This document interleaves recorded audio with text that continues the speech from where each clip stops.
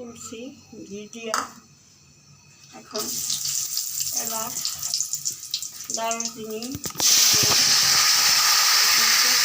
দিয়ে দিলাম।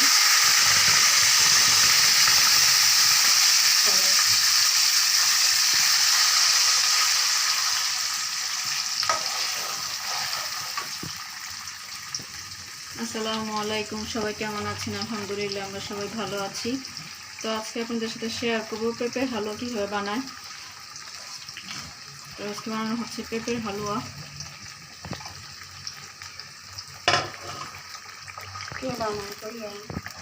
শাশুড়ি আম্মু পেঁপের হালুয়া বানাচ্ছে।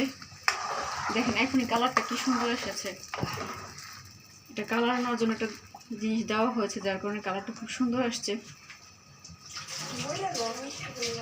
এটা মধ্যে দেওয়া হয়েছে মিষ্টি কুমড়া, পাকা মিষ্টি কুমড়া। পাকাটা একদম লাল ছিল, কালারটা খুব সুন্দর ছিল। দেখেন কালারটা এখন খুব সুন্দর আসছে।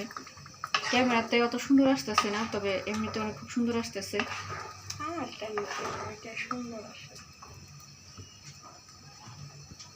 এখন আমরা চিনি দিয়ে দেবো পরিমাণ মতো।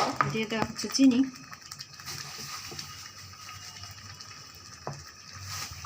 এখন তো মিষ্টি সবাই খায় না, তেমন একটা মিষ্টি খায় না, হালকাই দিবে।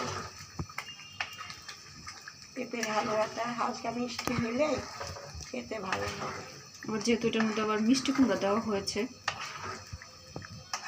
সেই জন্য চিনির পরিমাণটা প্রথমে কম নিলাম, পরে আবার এটা রেখে তারপর দিতে হবে, চেক করতে হবে।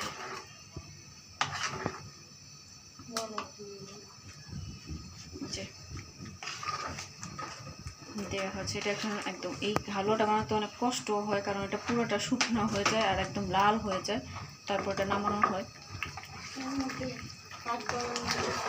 এটার মধ্যে আপনারা যে যেরকম পারেন বাদাম দিতে পারেন। তো এটা কাঠবাদাম, পেস্তা বাদাম, কাজু বাদাম, যে মানে ডেকোরেশন করতে পারেন করেন, বা যে খেতে চায় যার যার পছন্দ মতো দিতে পারেন।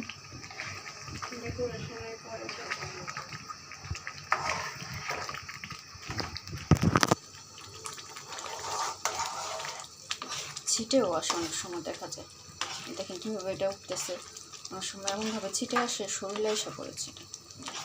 এখন একটা তালের মতো দেখা যাচ্ছে, সিদ্ধ করে তারপর ব্লেন্ডার করা হয়েছে।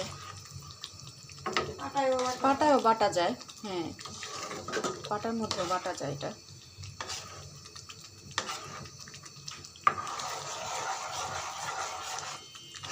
এটা রুটি, পরোটা, লুচি সব কিছু দিয়ে খেতে পারেন।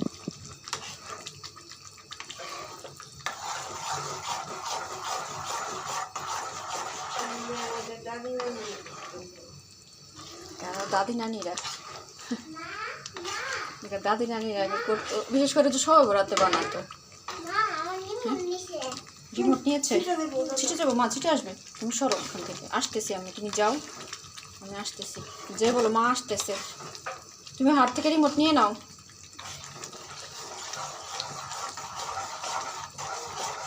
তো লাখ থাকা লাগে, হয়তো নিচে লেগে যাবে।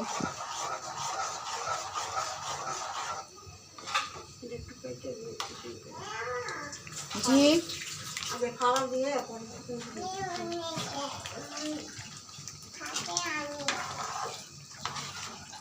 ছোট ছোট ছোট, এখানে আসো না, শরীরে ছিটে আসবে, শরীরে ছিটে আসবে। এটা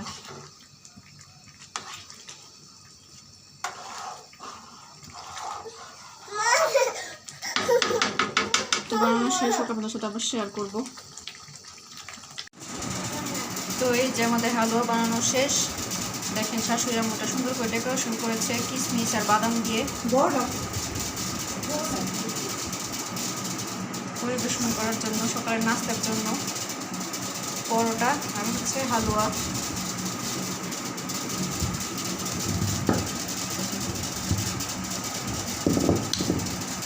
এক এক রকম করে ডিজাইন করেছে বাদাম আর কিশমিশ দিয়ে। সেভাবে আপনারা ঘরে বানিয়ে খেতে পারেন। আজকে হালুয়াটা একটু ভিন্ন রকম করে করেছে। সবসময় এমনি শুধু পেঁপে দিয়ে করে, আজকে এবার একটু অন্য স্টাইলে করেছে, মিষ্টি কুমড়া দিয়ে মিক্সড। তো আমরা টেস্ট করে দেখেছি, আলহামদুলিল্লাহ অনেক মজা হয়েছে। তো এই হালুয়াটা কেমন হয়েছে কমেন্ট বক্স অবশ্যই জানাবেন, আর কে কে বানিয়ে খান তাও জানাবেন।